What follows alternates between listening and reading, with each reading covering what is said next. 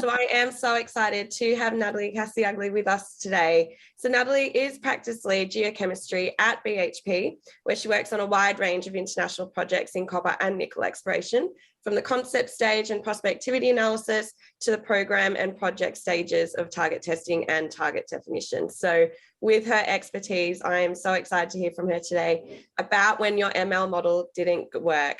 So she'll be offering some great insights into getting the most out of your predictive analytics. So it is going to be a great session. Please use the chat and we'll be opening up the floor for discussion at the end. And thank you so much, Natalie, for joining. It's wonderful having you.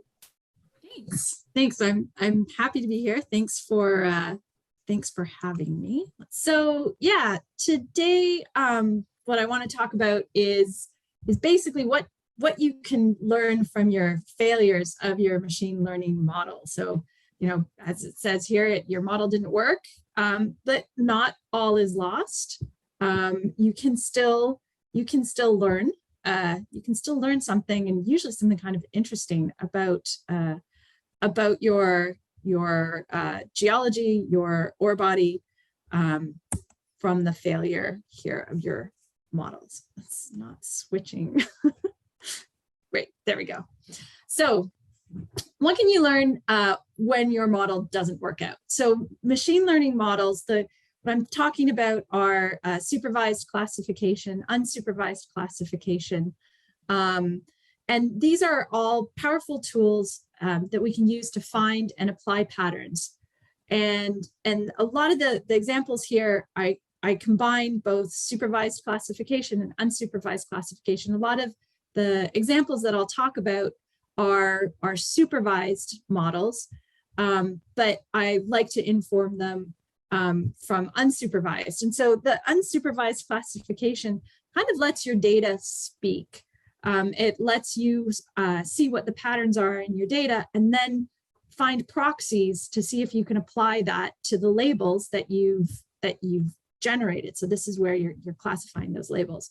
The really important part about setting up these models is not just how you've developed and what goes into the model, but what I think is really key is that holdout test data.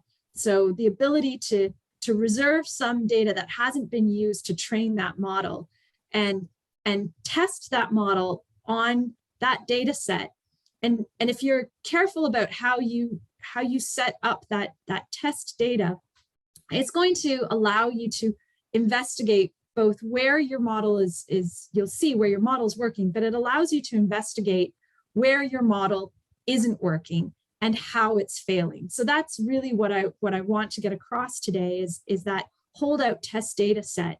It can be a random grab of your whole data, but it's better if that test data set is representative of the data that went in to build that model, because that then allows you to really pick it apart. And so hopefully the example that I've got will show us, what I'm talking about.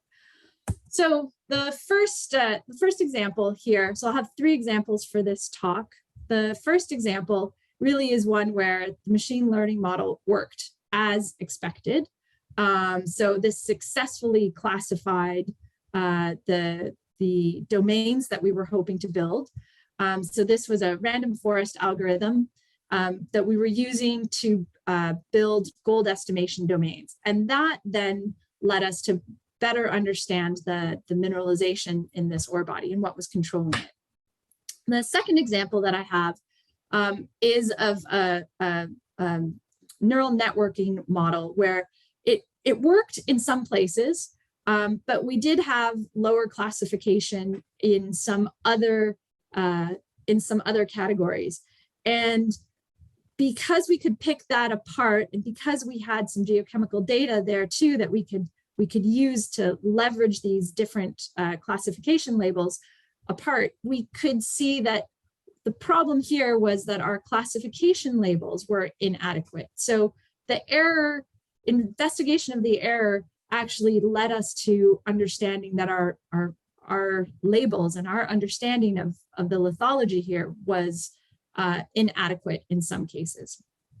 And then the last example that I have is this, where there was actually just a complete failure. The model really didn't work as expected. I was trying to separate out 3 classes of data, some geometallurgical data, and in this case, it just wasn't working. And that really highlighted the fact that the data that was being used to build the model was actually not quantitative data. So we were really pushing the limits there of the data and of the model. So first example here, always starting off on a good note. So here is where that model worked as expected. So this was an orogenic gold deposit. And so what I'm showing here is a cross section through the model. So we had logged or modeled geology, but it wasn't constraining the mineralization. So what we were ending up with were grade shells to basically build these gold estimation domains. And that's not really ideal, because in a lot of those cases, you're not constraining your mineralization within the alteration, the structure, or the geology that's actually controlling it. You end up smearing your gold grade around. And you can see that that's what's happening. So this is a shear zone. This is a contact here. And we know from our mapping and our core logging, we know that the gold doesn't extend into the footwall. But because we're using grade shells, it smears. So we looked to the geochemical data that we had. We had some geochemical data, and within the data that we had, so for the portion of the ore body that we could characterize geochemically, we could use geochemical domains and k-means clustering, so an unsupervised classification of that geochemistry, to break out the lithology and the alteration. So what we ended up with were basically 2 domains of granodiorite. So one that looked like it was a little bit more evolved than the other. It had higher zirconium, and these alteration domains that were built from the geochemistry. And so handing those over to the resource modeler, we realized that these alteration domains were doing a really great job of constraining the mineralogy, or the mineralization. So we could say, our gold estimation domains, if we could build them off of this geochemistry, that would be fantastic, because we have some geological and geochemical context for containing the gold. However, we don't have geochemistry on every single hole. So we had about 300 drill holes that had geochemical data, and it was PXRF data, but that's not everywhere. So we don't have the same sample support with geochemistry that we do with the gold. So we can't really use these pre-existing domains, because they're not where our data is, or not everywhere where our data is, and we don't know how to extrapolate them. So we need to find a proxy. So this is where a supervised classification works really well. Can I find a proxy for the geochemical domains in the data that I have everywhere? So what data do I have everywhere? Well, in every single hole, there's pyrrhotite and pyrite logged as ordinal. So basically on a scale of 0 to 4, or -1, I guess there were no zeros. So -1 to 4. And I also have some numerical data. So I've got mag sus, and every hole has gold grade, gold assay, and we have logging. So there was logging of alteration mineralogy. So there was alt mineral 1 and alt mineral 2. And this was a small satellite deposit, a satellite pit. So it was logged by the same team over a short period of time. So the logging was actually really consistent. So I could find a proxy. I believed I could find a proxy in this mineralogy data. What I did is I concatenated the two columns. So this is where I've got actinolite here, actinolite albite, actinolite biotite.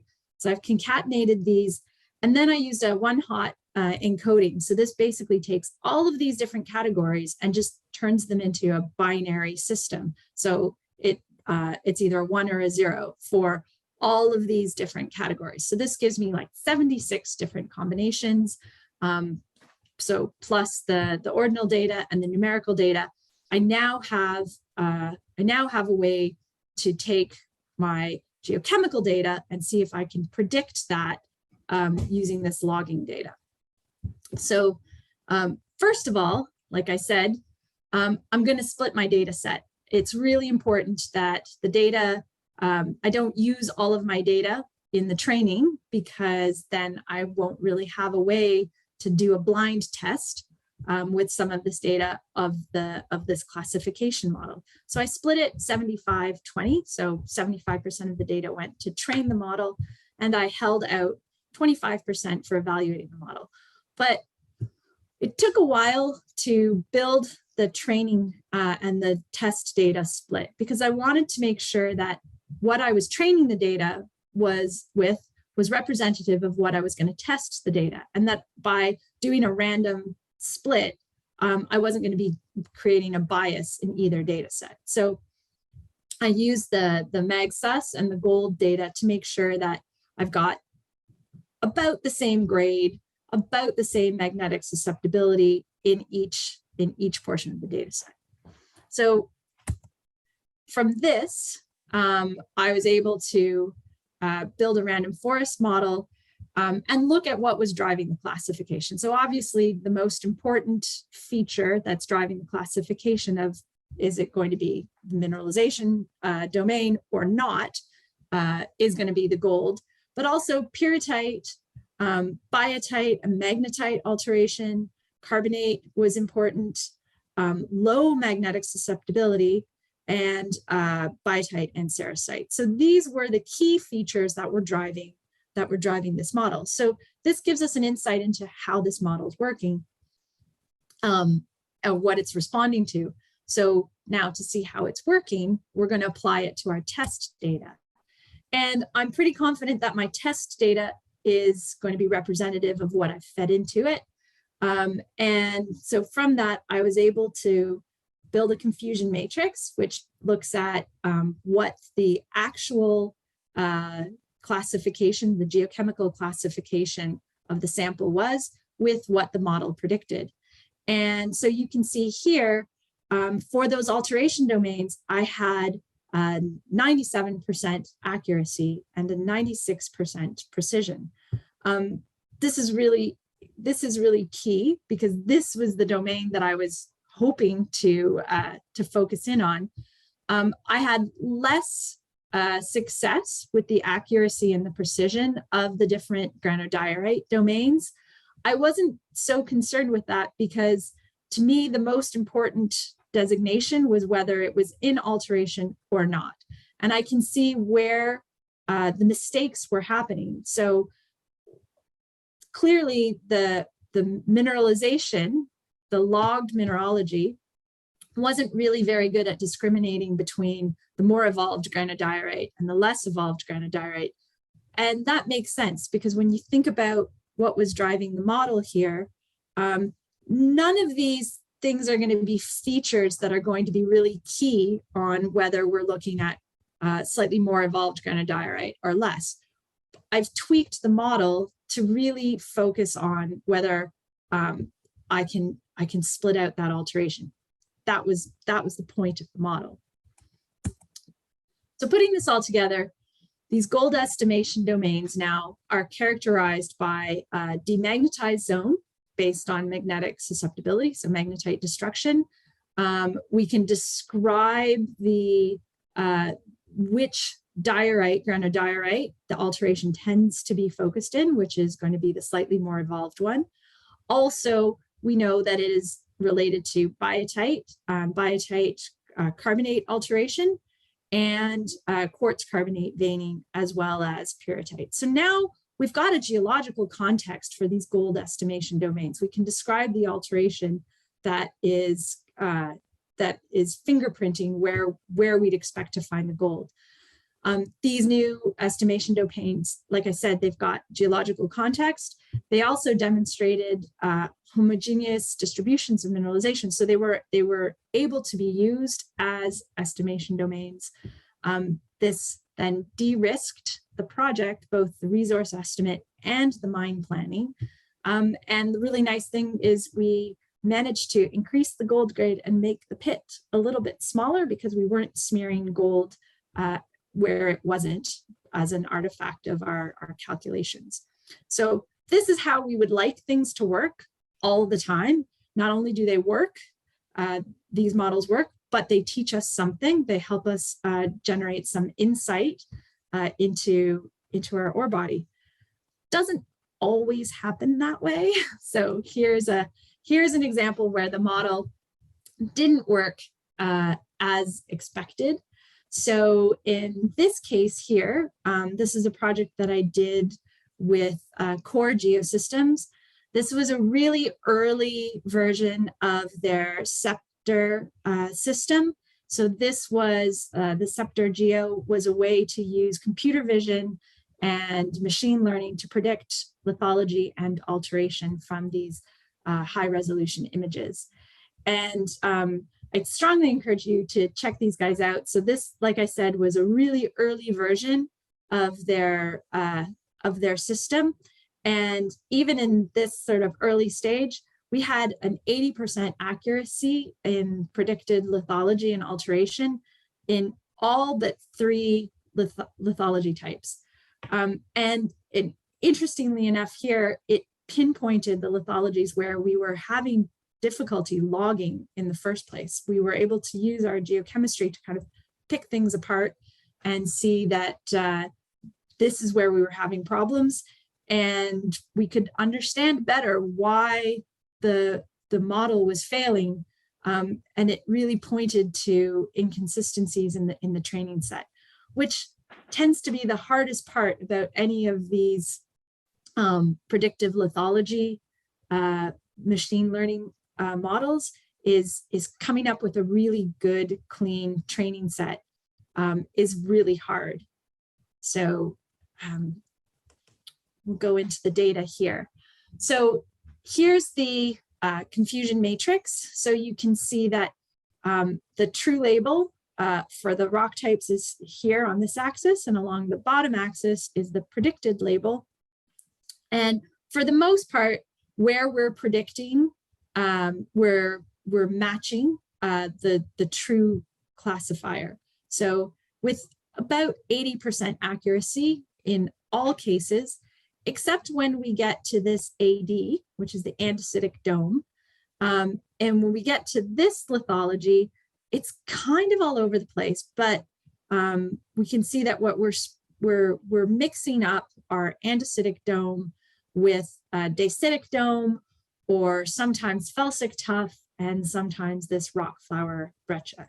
So it's clear here there's an inconsistency in the model, but we can look into this a little bit more, and using some geochemistry, we can see that it's actually the inconsistency in the training set. So the inconsistency in the labels. And so the model doesn't really know how to classify these samples, these lithologies. So here's a principal component analysis. So this is a way to kind of take all your multi-element geochemistry and flatten it out into 2 dimensions. And so what you can see is if I look at the andesitic dome, the dacitic dome, the felsic tuff, let's see if I can turn on my pointer here. So if you can look at these here, I'm looking at only one alteration type. So I'm trying to take away some of the variability here. And when I look at the geochemistry, I see that there's probably 2 main geochemical groups and maybe 3. The felsic tuff sort of sits out here. It's it seems to be consistently logged. So all the samples that are sitting with this geochemistry out here, they're all felsic tuff. But when you get to this area here, there's a lot of samples that are logged as andesitic dome, but there's a bunch out here that are sitting in this overlapping geochem space with the dacitic dome, the porphyritic daci andesite, which the two are completely overlapping. So now what this is looking like to me is that we've got 3 geochemical classes, but they've been given 4 labels. So this is that example of the inconsistent lithology labels. So this would be a case where you'd want to go back to your logged lithology with your geochemistry in hand and say, well, I see 2 geochemical groups here, but I've got 3 labels. So can I explain why I have 3 labels here? Is it a textural? Is it a grain size? What's driving the 4 labels, but only 2 geochemical classes? And it was really with this failure of the machine learning model along this lithology that drove us to re-examine what was happening with that rock code. Another one, and this is a classic case where things get really hard, is with the breccias. So here, another area where we had difficulty with the predictive labels was with the hydrothermal breccia, where about half of the time it was predicted to be a rock flower breccia, so this RF breccia, or sometimes a dacitic dome. In this case here, the confusion isn't quite as clear-cut as the last case. We've got a lot of alteration information. So the alteration came in from core scanning. So this is a non-subjective, more robust label for the alteration. So we can look at that alteration and just within one alteration class, look at what's happening with the geochemistry. So here, the alteration where it's logged as silicious, there is this complete overlap of the dacitic dome and the hydrothermal breccia. And the rock flower breccia is very distinct geochemically.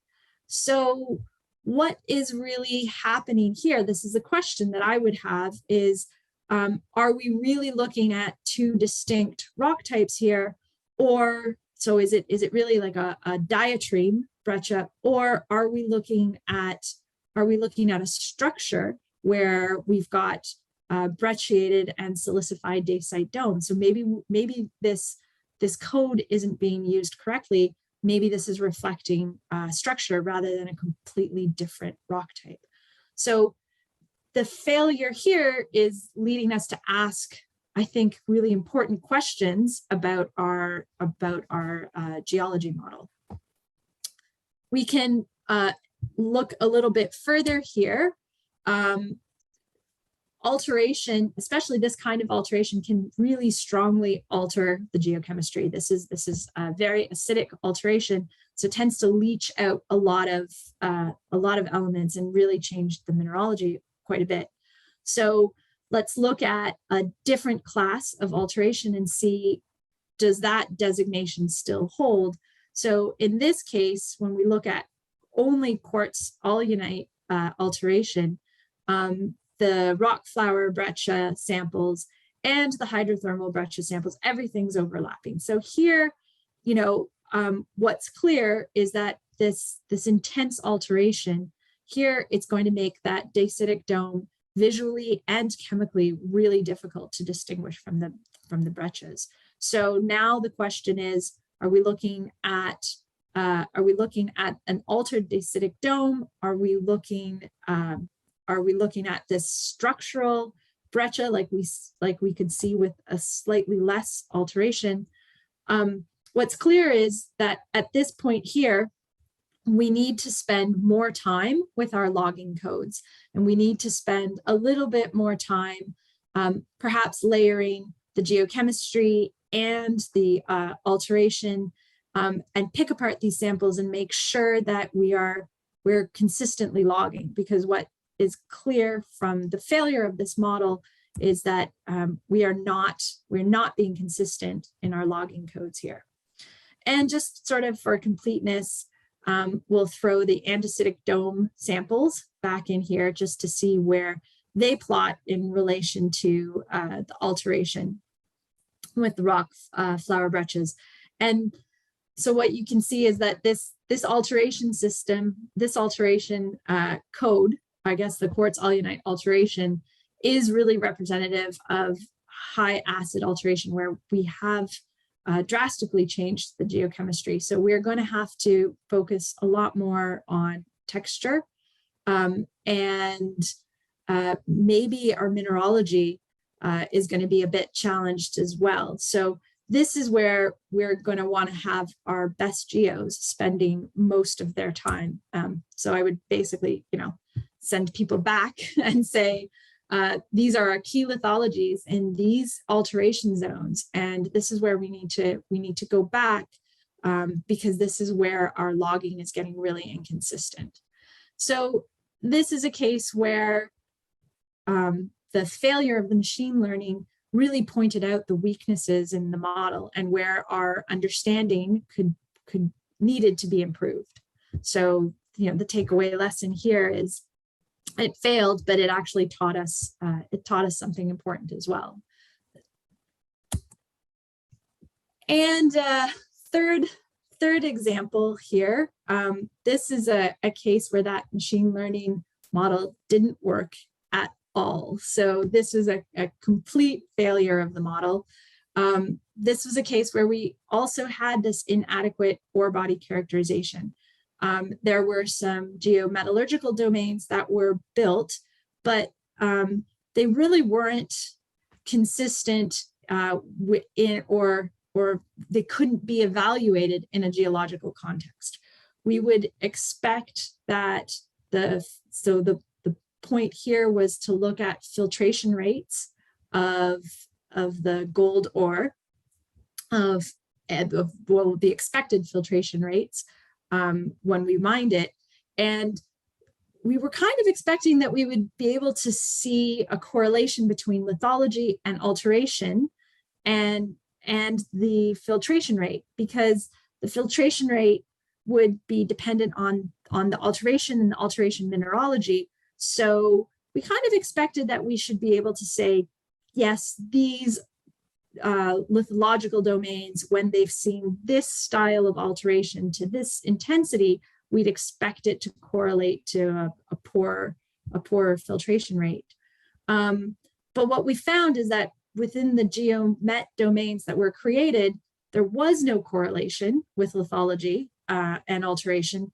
And even within any given geomet domain, the filtration rates were varying by orders of magnitude. So what I'm showing here are the drill strings that had these filtration tests done, and they're color coded by the filtration rate. So a low number here, it's the reciprocal of the filtration rate. So a low number means we can filter this very easily, and the high number means it can't be processed. So it was kind of important from a mine planning and sort of evaluation of case. We really needed to know what material we had, how much it was worth, and whether we could process it or not.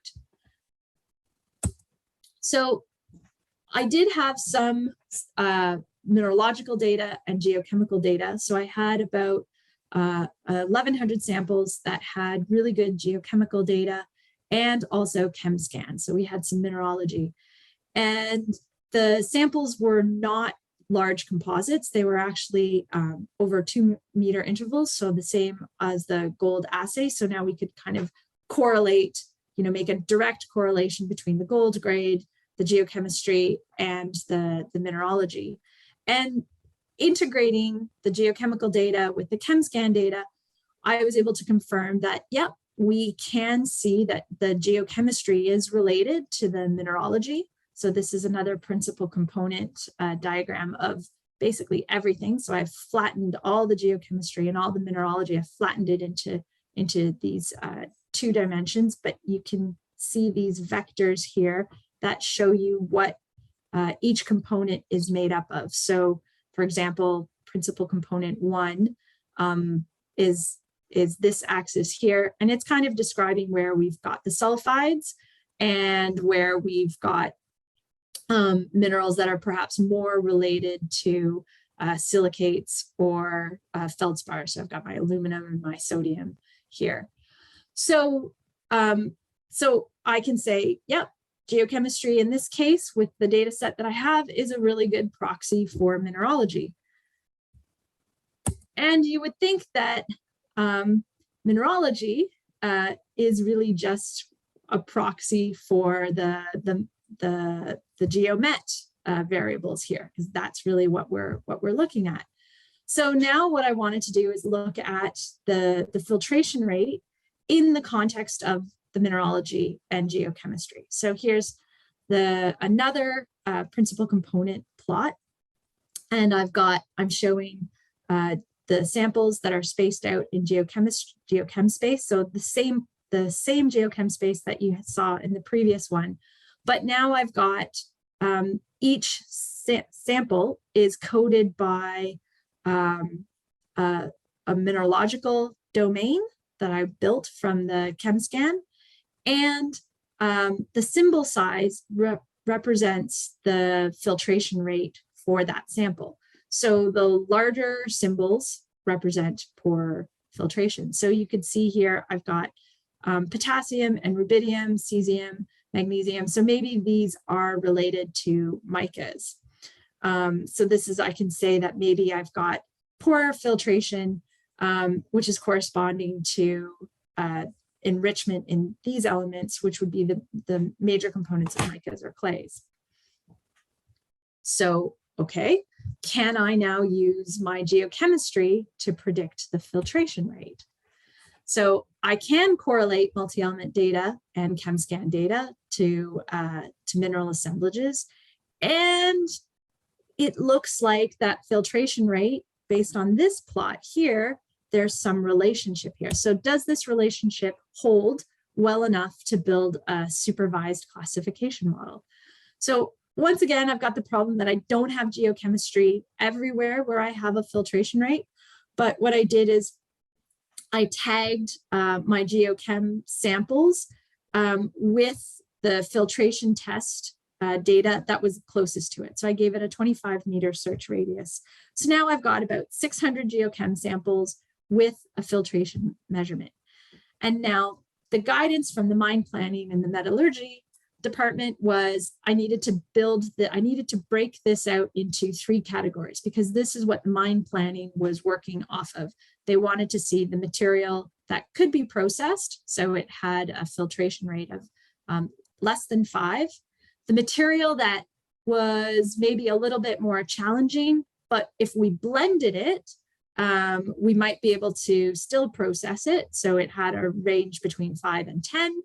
And then material that couldn't be processed at all. So this is gold, or that is basically going to have to be wasted because it's going to gum up the plant. So here, run it through the random forest model. And I really struggled at this point. So if I subdivided I subdivided all my filtration rates into 2 classes, so basically, can it be processed? Yes. It cannot be processed, no. So less than 10, greater than 10.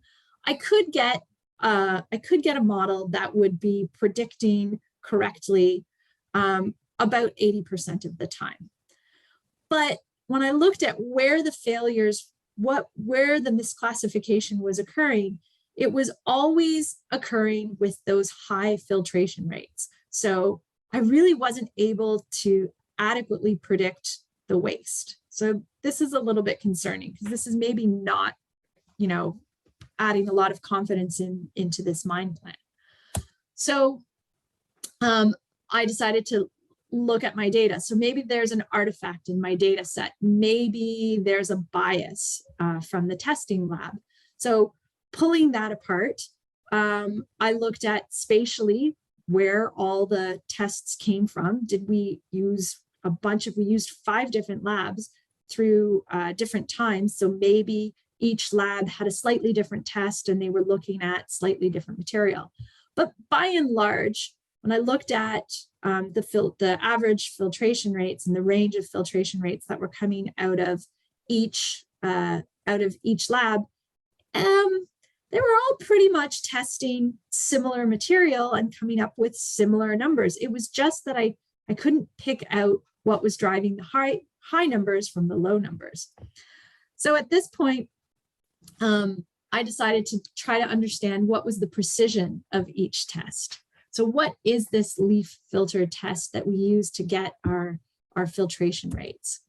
So I cold called a really, really nice gentleman in North Carolina from a company that makes filtration plants for pharmaceutical and food products, because I wanted to know if you're dealing with material that is more consistent than perhaps material that's coming out of a pit, something that you know has been manufactured and there's tolerances around that.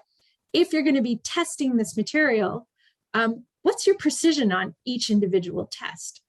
So, we talked a little bit. He explained what goes into the test. So basically you put a representative sample into the container, you agitate it, you get a little bit wet, you start the vacuum, and now you immerse your filter into here, and you watch the material as it gets filtered from this vacuum pump, and you time it. You time it with a stopwatch. So individual lab tech is deciding when that sample has been filtered to dryness. And I said, great. So what happens if you do the same test on the same material 5 times? What's the range of values? What's your precision? How often do you do duplicates on these tests? And the guy was like, we're using a human with a stopwatch. There is no repeatability on that. This data is just to tell you, yes, you can filter it, or no, you can't. So I'm definitely pushing the limits of this data. I'm treating this semi-quantitative at best data in a very quantitative manner. And this is exactly the wrong kind of data to use for this type of exercise, for this type of pattern matching, random forest predictive test. I asked the gentleman, well, how should I figure out which geochemical domains or which metallurgical domains could I use? And he said, you're just going to have to get a pilot plant. You can't build a model, not on this data. So I learned a lot about leaf filtration tests. Didn't learn too much about the ore body and how we could filter it, but or how we could process it. But we did learn something about what kind of data we should have been using for that model. So that's my third example. So thanks. Thank you so much. That was super useful. I think that's, yeah, thank you so much for doing that. And actually, maybe just before we kick off any discussions, I did want to point out, shameless plug. So BHP is right now currently has 3 positions open for geoscience specialists and data science. So yeah, just check out our careers page. So if you're interested in playing in more data and doing way cooler stuff than even these, come check us out.